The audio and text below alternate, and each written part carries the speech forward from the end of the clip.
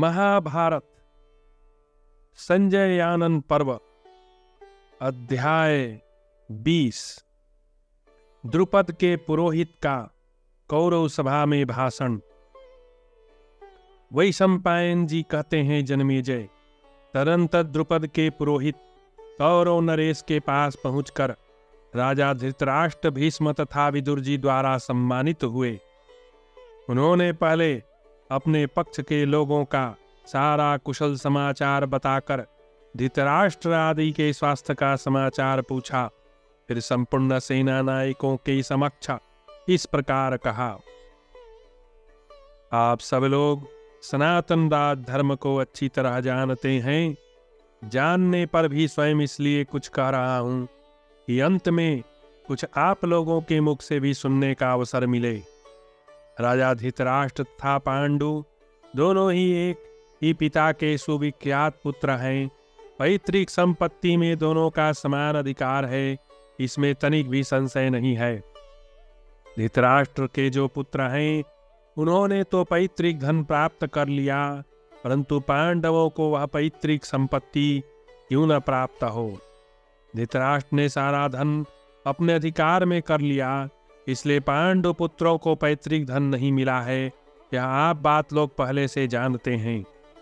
उसके बाद दुर्योधन आदि धृतराष्ट्र पुत्रों ने प्राणांतकारी उपायों द्वारा अनेक बार पांडवों को कष्ट करने का प्रयत्न किया, परंतु इनकी आयु शेष थी, इसलिए वे इन्हें यमलोक न पहुंचा सकें।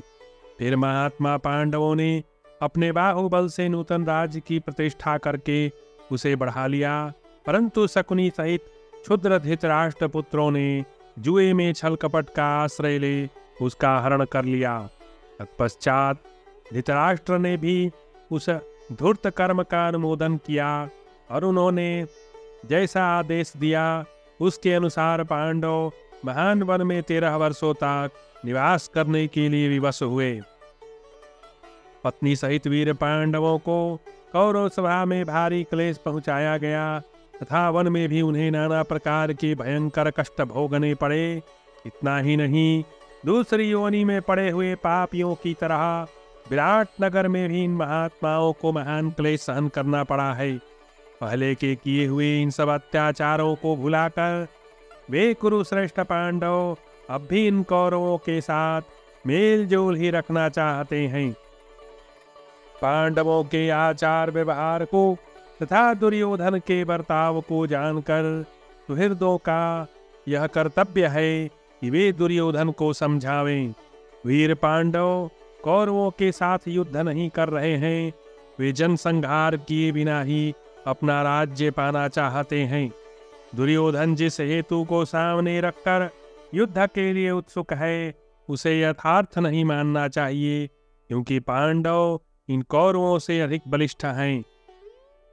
धर्मपुत्र युधिष्ठिर के पास 7 अच्छानी सेनाएं भी एकत्र हो गई हैं, जो कौरवों के साथ युद्ध की अभिलाषा रखकर उनके आदेश भर की प्रतीक्षा कर रही है। इसके सिवा सात्यकी, भीमसेन तथा महाबली, नकुल, सहदेव आदि जो दूसरे पुरुष सिंहवीर हैं, वे अकेले 1000 अच्छानी सेनाओं के समान हैं। ये कौरवों की 11 अच्छानी सेनाएं एक ओर से आवें और दूसरी ओर से केवल उनके रूपधारी महाबाहु अर्जुन हो, तो वे अकेले ही इन सब के लिए पर्याप्त हैं। जैसे किरीटधारी अर्जुन अकेले ही इन सब सेनाओं से बढ़कर हैं, उसी प्रकार महातेजस्वी महाबाहु श्री कृष्ण भी हैं। युधिष्ठिर की सेनाओं के बाहुल्य, किरीटधारी अर्जुन के पराक्रम तथा भगवान श्री कृष्ण की बुद्धिमता को जान लेने पर कौन मनुष्य पांडवों के साथ युद्ध कर सकता है। अतः आप लोग अपने धर्म और पहले की हुई प्रतिज्ञा के अनुसार पांडवों को उनका आधा राज्य जो उन्हें मिलना ही चाहिए दे दीजिए। कहीं ऐसा ना हो कि वह सुंदर अवसर आप लोगों के हाथ से निकल जाए। भीष्म के द्वारा द्रुपद के पुरोहित की बात का समर्थन करते हुए अर्जुन की प्रशंसा करना, इसके विरुद्ध कर्ण के आक्षेप पूर्ण वचन तथा धृतराष्ट्र द्वारा भीष्म की बात का समर्थन करते हुए दूत को सम्मानित करके विदा करना। अध्याय 21। वैशंपायन जी कहते हैं, जन्मेजय, पुरोहित की बात सुनकर बुद्धि में बढ़े चढ़े महातेजस्वी भीष्म ने समय के अनुरूप उनकी पूजा करके इस प्रकार कहा। भीष्म बोले, ब्राह्मण, सब पांडव भगवान श्री कृष्ण के साथ सकुशल हैं। यह सौभाग्य की बात है। उनके बहुत से सहायक हैं और वे धर्म में तत्पर हैं। यह और भी सौभाग्य का हर्ष का विषय है। गुरुकुल को आनंदित करने वाले पांचों भाई पांडव संधि की इच्छा रखते हैं। यह सौभाग्य का विषय है। वे अपने बंधु बांधवों के साथ युद्ध में मन नहीं लगा रहे। यह भी सौभाग्य की बात है। आपने जितनी बातें कही हैं वे सब सत्य हैं, इसमें संशय नहीं, परंतु आपकी बातें बड़ी तीखी हैं। यह तीक्ष्णता ब्राह्मण स्वभाव के कारण ही है, ऐसा मुझे प्रतीत होता है। निसंदेह पांडवों को वन में और यहाँ भी कष्ट उठाना पड़ा है। उन्हें धर्मतः अपनी सारी पैतृक संपत्ति पाने का अधिकार प्राप्त हो चुका है, इसमें कोई संशय नहीं है। किरीट, कुंती पुत्र किरीटधारी महारथी अर्जुन बलवान तथा अस्त्र विद्या में निपुण है। कौन ऐसा वीर है जो युद्ध में पांडु पुत्र अर्जुन का वेग सह सके? साक्षात इंद्र भी युद्ध में उनका सामना नहीं कर सकते, फिर दूसरे धनुर्धरों की बात ही क्या है। मेरा तो ऐसा विश्वास है कि अर्जुन तीनों लोगों का सामना करने में समर्थ है। भीष्म जी इस प्रकार कह ही रहे थे कि कर्ण ने दुर्योधन की ओर देखकर क्रोध से धृष्टता पूर्वक आक्षेप करते हुए भीष्म जी के कथन की अवहेलना करके यह बात कही। कर्ण बोला, ब्राह्मण, इस लोक में जो घटना बीत चुकी है वह किसी को अज्ञात नहीं है। उसको दोहराने से या बार बार उस पर भाषण देने से क्या लाभ है? पहले की बात है, शकुनि ने दुर्योधन के लिए पांडु पुत्र युधिष्ठिर को दूत क्रीड़ा में परास्त किया था और वे उस जुए की शर्त के अनुसार वन में गए थे। युधिष्ठिर उस शर्त का पालन करके अपना पैतृक राज्य चाहते हो, ऐसी बात नहीं है। वे तो मूर्खों की भांति मत्स्य और पांचाल की देश की सेना के भरोसे राज्य लेना चाहते हैं। विद्वान, दुर्योधन किसी के भय से अपने राज्य का आधा, कौन कहे चौथाई भाग्य भी नहीं देंगे, परंतु धर्मानुसार तो वे शत्रु को भी समूची पृथ्वी तक दे सकते हैं। यदि पांडव अपने बाप दादों का राज्य लेना चाहते हैं तो पूर्व प्रतिज्ञा के अनुसार उतने समय तक पुनः वन में निवास करें। तत्पश्चात वे दुर्योधन के आश्रय में निर्भर होकर रह सकते हैं। केवल मूर्खतावश वे अपनी बुद्धि को अधर्म परायण न बनावें। यदि पांडव धर्म को त्याग कर युद्ध ही करना चाहते हैं तो इन कुरु श्रेष्ठ वीरों से भिड़ने पर मेरी बात याद करेंगे।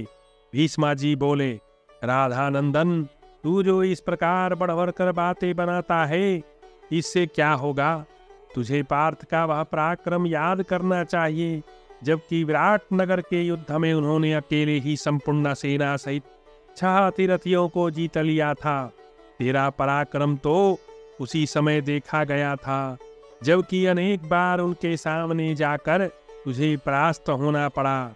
इन ब्राह्मण देवता ने जो कुछ कहा है, यदि हम लोग तदनुसार कार्य नहीं करेंगे तो यह निश्चय ही युद्ध में पांडुनंदन अर्जुन के हाथ से आहत होकर हमें धूल खानी पड़ेगी।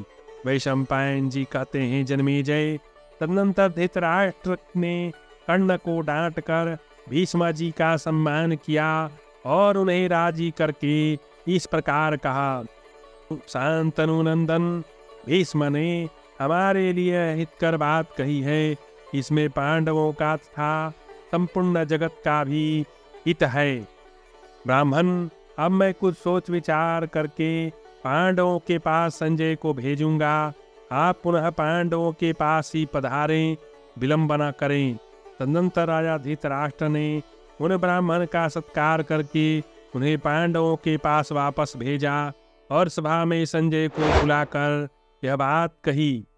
धृतराष्ट्र का संजय से पांडवों के प्रभाव और प्रतिभा का वर्णन करते हुए उसे संदेश देकर पांडवों के पास भेजना। अध्याय 22। धृतराष्ट्र ने कहा, संजय, लोग कहते हैं कि पांडव उपलब्य नामक स्थान में आ गए हैं। तुम वहां जाकर उनका समाचार जानो। अजातशत्रु युधिष्ठिर से आदर पूर्वक मिलकर कहना, सौभाग्य की बात है कि आप सन्नद्ध होकर अपने योग्य स्थान पर आ पहुँचे हैं। संजय, सब पांडवों से कहना कि हम लोग सकुशल हैं। पांडव लोग मिथ्या से दूर रहने वाले परोपकारी था साधु पुरुष हैं। वे वनवास का कष्ट भोगने योग्य नहीं थे, तो भी उन्होंने वनवास का नियम पूरा कर लिया। इतने पर भी हमारे ऊपर उनका क्रोध शीघ्र ही शांत हो गया है। संजय, मैंने कभी कहीं पांडवों से थोड़ी भी मिथ्यावृत्ति नहीं देखी। पांडवों ने अपने पराक्रम से प्राप्त हुई सारी संपत्ति मेरे अधीन कर दी थी। मैंने सदा ढूंढते रहने पर भी कुंती पुत्रों का कोई ऐसा दोष नहीं देखा जिससे उनकी निंदा करूं। वे सदा धर्म अर्थ के लिए कर्म करते हैं। कामनावश मानसिक प्रीति और स्त्री पुत्र आदि प्रिय वस्तुओं में नहीं फंसते। काम भोग में आसक्त होकर धर्म का परित्याग नहीं करते। पांडव घाम, शीत, भूख, प्यास, निद्रा, तंद्रा, क्रोध, हर्ष तथा प्रमाद को धैर्य एवं विवेक पूर्ण बुद्धि के द्वारा जीतकर धर्म और अर्थ के लिए ही प्रयत्नशील बने रहते हैं। वे समय पड़ने पर मित्रों को उनकी सहायता के लिए धन देते हैं। दीर्घकालिक प्रवास से भी उनकी मैत्री छिन्न नहीं होती। कुंती के पुत्र सबका यथा योग्य सत्कार करने वाले हैं। अजमेर वंशी हम कौरवों के पक्ष में पापी, बेईमान था मंदबुद्धि दुर्योधन एवं अत्यंत क्षुद्र स्वभाव वाले कर्ण को छोड़कर दूसरा कोई भी उनसे द्वेष रखने वाला नहीं है। संजय, मेरा पुत्र दुर्योधन काल के अधीन है, क्योंकि उसकी बुद्धि राग से दूषित है। वह मूर्ख, अत्यंत तेजस्वी महात्मा पांडवों के तत्व को दबा लेने की चेष्टा कर रहा है। केवल दुर्योधन और कर्ण ही सुख और प्रियजनों से बिछड़े हुए महामना पांडवों के मन में क्रोध उत्पन्न करते रहते हैं। दुर्योधन आरंभ में ही पराक्रम दिखाने वाला है, अंत तक उसे निभा नहीं सकता, क्योंकि वह सुख में ही पलकर बड़ा हुआ है। वह इतना मूर्ख है कि पांडवों के जीते जी उनका भाग हर लेना सरल समझता है। इतना ही नहीं, वह इस कुकर्म को उत्तम कर्म भी मानने लगा है। अर्जुन, भगवान श्री कृष्ण, भीमसेन, सात्यकी, नकुल, सहदेव और संपूर्ण सृजय वंशी वीर जिनके पीछे चलते हैं, उन युधिष्ठिर को युद्ध के पहले ही उनका राज्य भाग दे देने में भलाई है। गांडीवधारी सव्यसाची अर्जुन रथ में बैठकर अकेले ही सारे पृथ्वी जीत सकते हैं। इसी प्रकार विजयशील एवं दुर्धर्ष महात्मा श्री कृष्ण भी तीनों लोकों को जीतकर उनके अधिपति हो सकते हैं। जो समस्त लोकों में एकमात्र सर्वश्रेष्ठ वीर हैं, जो मेघ गर्जना के समान गंभीर शब्द करने वाले हैं तथा टिड्डियों के दल की भांति तीव्र वेग से चलने वाले बाण समूहों की वर्षा करते हैं, उन वीरवर अर्जुन के सामने कौन मनुष्य ठहर सकता है। गांडीव धनुष धारण करके एकमात्र रथ पर आरूढ़ हो सव्यसाची अर्जुन ने न केवल उत्तर दिशा पर विजय पाई थी, अपितु उत्तर कुरु देश को भी जीत लिया था और उन सब की धन संपत्ति जीत कर ले आए थे। उन्होंने द्रविड़ों को भी जीत कर अपनी सेना का अनुगामी बनाया था। गांडीव धनुष धारण करने वाले पांडु पुत्र सव्यसाची अर्जुन वे ही हैं जिन्होंने खांडव वन में इंद्र सहित संपूर्ण देवताओं पर विजय पाई थी और पांडवों के यथा सम्मान की वृद्धि करते हुए अग्निदेव को वन उपहार के रूप में अर्पित किया था। गदाधारियों में इस भूतल पर भीमसेन के समान दूसरा कोई नहीं और न उनके जैसा कोई हाथी सवार है। रथ में बैठकर युद्ध करने की कला में वे अर्जुन से कम नहीं बताए जाते। बाहुबल में तो वे 10,000 हाथियों के समान शक्तिशाली हैं। अस्त्र विद्या में उन्हें अच्छी शिक्षा मिली है, वे बड़े वीर हैं। उनके साथ मेरे पुत्रों ने बैर ठान रखा है और वे सदा अत्यंत अमर से भरे रहते हैं। अतः यदि युद्ध हुआ तो भीमसेन मेरे क्षुद्र स्वभाव वाले पुत्रों को वेग पूर्वक अपनी कोपाग्नि से जलाकर भस्म कर देंगे। साक्षात इंद्र भी उन्हें युद्ध में बलपूर्वक परास्त नहीं कर सकते। माद्री नंदन नकुल सहदेव भी शुद्ध चित्त बलवान है। अस्त्र संचालन में उनके हाथों की फुर्ती देखने योग्य है। स्वयं अर्जुन ने अपने उन दोनों भाइयों को युद्ध की अच्छी शिक्षा दी है। वे दो बाज पक्षियों के समुदाय को सर्वथा नष्ट कर देते हैं। इसी प्रकार वे जैसे दो बाज पक्षियों के समुदाय को सर्वथा नष्ट कर देते हैं, इसी प्रकार वे दोनों भाई शत्रुओं से भिड़कर उन्हें जीवित नहीं छोड़ सकते। यह ठीक है कि हमारी सेना सब प्रकार से परिपूर्ण है, तथापि मेरा विश्वास है कि यह पांडवों का सामना पड़ने पर नहीं के बराबर है। पांडवों के पक्ष में धृष्टद्युम्न नाम से प्रसिद्ध एक बलवान योद्धा है, जो सोमक वंश का श्रेष्ठ राजकुमार है। मैंने सुना है उसने पांडवों के लिए मंत्रियों सहित अपने शरीर को निछावर कर दिया है। जिन अजात शत्रु युधिष्ठिर की अगुआ अथवा नेता वृष्णि वंश के सिंह भगवान श्री कृष्ण है, उनका वेग दूसरा कौन सह सकता है। मत्स्य देश के राजा विराट भी अपने पुत्रों के साथ पांडवों की सहायता के लिए सदा उद्यत रहते हैं। मैंने सुना है कि वे युधिष्ठिर के बड़े भक्त हैं। कारण यह है कि अज्ञातवास के समय वे युधिष्ठिर के साथ 1 वर्ष रहे और युधिष्ठिर के द्वारा उनके गोधन की रक्षा हुई। अवस्था में वृद्ध होने पर भी वे युद्ध में नौजवान से जान पड़ते हैं। कई देश से बाहर निकाले हुए 5 भाई कई कुमार महान धनुर्धर रथी वीर हैं। वे पांडवों के सहयोग से कई देश के राजाओं से पुनः अपना राज्य लेना चाहते हैं, इसलिए उनकी ओर से युद्ध करने की इच्छा रखकर उन्हीं के साथ रह रहे हैं। मैं यह भी सुनता हूँ कि राजाओं में जितने वीर हैं वे सब पांडवों की सहायता के लिए आकर उनकी छावनी में रहते हैं। वे सब के सब शौर्य संपन्न, युधिष्ठिर के प्रति भक्ति रखने वाले, प्रसन्न चित्त एवं धर्मराज के आश्रित हैं। पर्वतों पर रहने वाले, दुर्गम भूमि में निवास करने वाले एवं समतल भूमि के निवासी योद्धा, जो कुल और जाति की दृष्टि से बहुत शुद्ध हैं, वे तथा मलेच्छ भी नाना प्रकार के अस्त्र शस्त्र एवं बल पराक्रम से संपन्न हो पांडवों की सहायता के लिए आए हैं और उनके शिविर में निवास करते हैं। पांड्य देश के महामना राजा, जो संसार के सुविख्यात वीर, अनुपम पराक्रम और तेज से संपन्न था, युद्ध में देवराज इंद्र के समान है, पांडवों की सहायता के लिए बहुत से प्रमुख योद्धाओं के साथ पधारे हैं। जिसने द्रोणाचार्य, अर्जुन, श्री कृष्ण, कृपाचार्य तथा भीष्मा से भी अस्त्र विद्या सीखी है, तथा जिस एकमात्र वीर को श्री कृष्ण पुत्र प्रद्युम्न के समान पराक्रमी बताया जाता है, वह सात्यकी भी सुनता हूँ पांडवों की सहायता के लिए आकर टिका हुआ है। युधिष्ठिर के राज सुयुग में चेदी और करुष देश के भूपाल सब प्रकार की तैयारी से संगठित होकर आए थे। उन सब के बीच में चेदी राज शिशुपाल अपनी दिव्य शोभा से तपते हुए सूर्य की भांति प्रकाशित हो रहा था। युद्ध में उसके वेग को रोकना असंभव था। धनुष की प्रत्यंचा खींचने वाले भूमंडल के सभी योद्धाओं में शिशुपाल एक श्रेष्ठतम वीर था। यह सब प्रकार सब समझकर भगवान श्री कृष्ण ने वहाँ चेद देशीय क्षत्रियों के संपूर्ण उत्साह को नष्ट करके हठपूर्वक बड़े वेग से शिशुपाल को मार डाला। करुष राज आदि सब नरेश जिसका सम्मान बढ़ाते हैं, उस शिशुपाल की ओर दृष्टिपात करके पांडवों के यश और मान की वृद्धि के उद्देश्य से श्री कृष्ण ने पहले ही मार डाला। सुग्रीव आदि घोड़ों से जीते हुए रथ पर आरूढ़ होने वाले श्री कृष्ण को असह्य मानकर चेदीराज शिशुपाल के सिवा दूसरे भूपाल उसी प्रकार पलायन कर गए जैसे सिंह को देखते ही जंगल के क्षुद्र पशु भाग जाते हैं।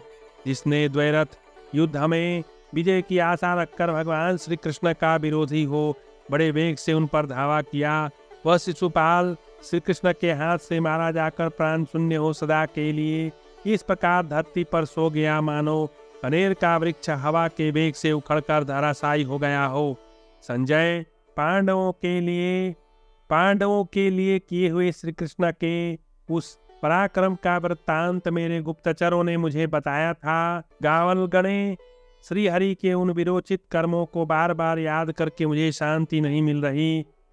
जिनके अग्रगामी वृष्णि सिंह भगवान वासुदेव हैं, उन पांडवों का आक्रमण कभी भी दूसरा शत्रु नहीं सह सकता।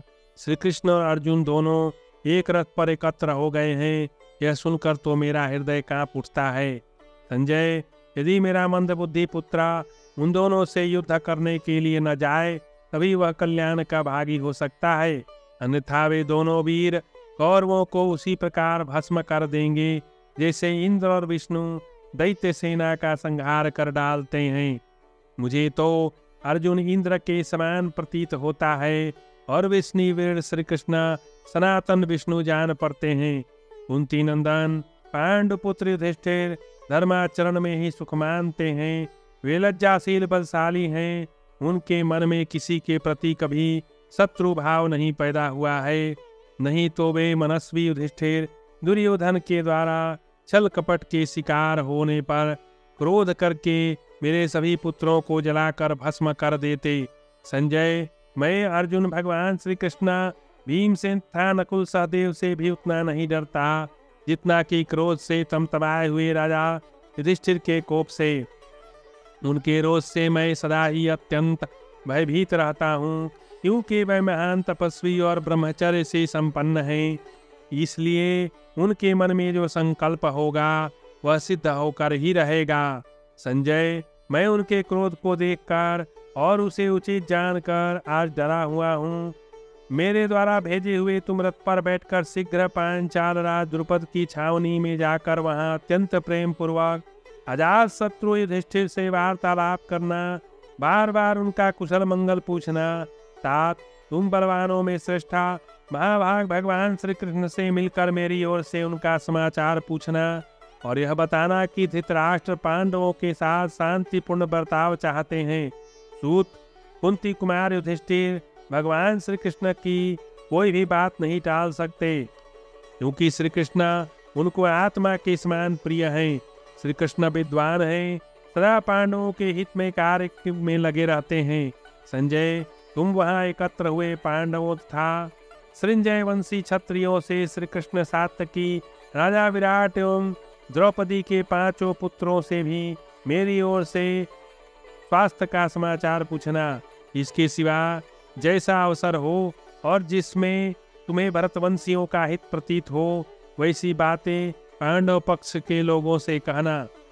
राजाओं के बीच में ऐसा कोई वचन न कहना जो उनके क्रोध को बढ़ाने तथा युद्ध का कारण बने। इस प्रकार श्री महाभारत उद्योग पर्व के अंतर्गत संजय आनंद पर्व में धृतराष्ट्र संदेश विषयक 22वां अध्याय पूरा हुआ।